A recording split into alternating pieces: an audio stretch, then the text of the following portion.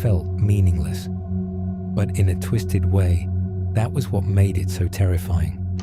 Whoever had killed this woman had no vendetta. They didn't need a reason. For months, the police couldn't find a solid lead on what was going on. But what they didn't know was that this wasn't an isolated case.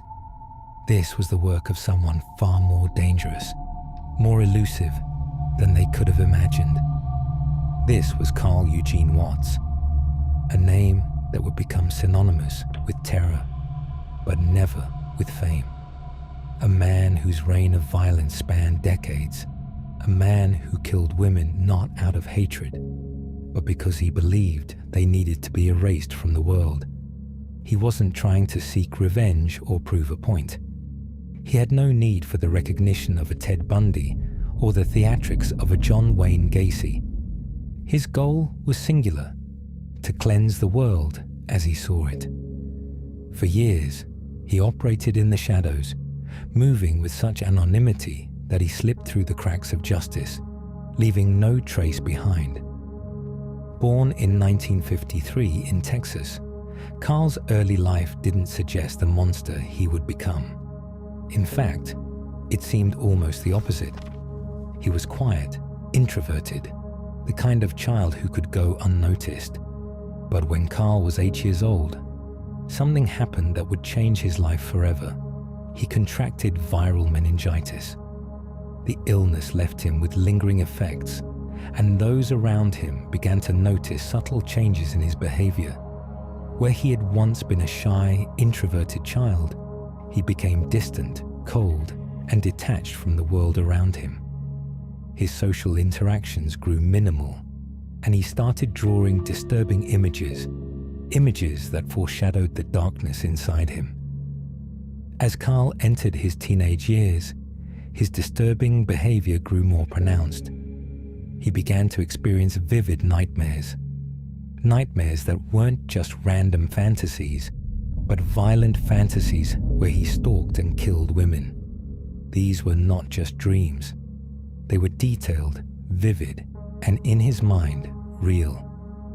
He would describe these killings with a level of calmness, even satisfaction.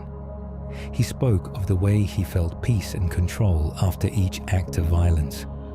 But Carl didn't just dream about it, he planned it. At age 15, Carl attacked a woman for the first time. He didn't know her. She was a random target, a woman he ambushed, attacked, and stabbed. She survived the attack, but Carl was arrested. The psychiatric evaluation that followed painted a chilling portrait of Carl's psyche.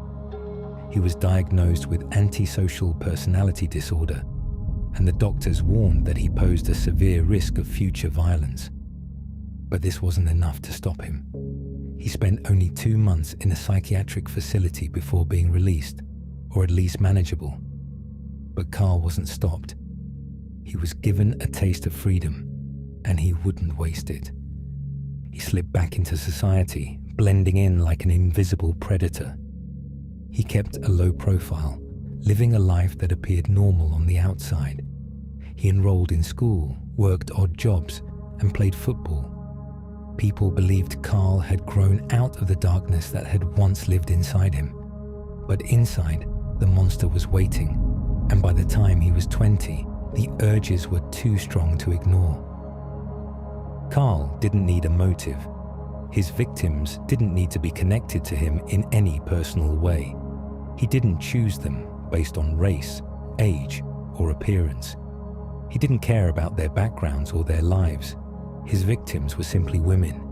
Women who, in Carl's twisted mind, represented something evil.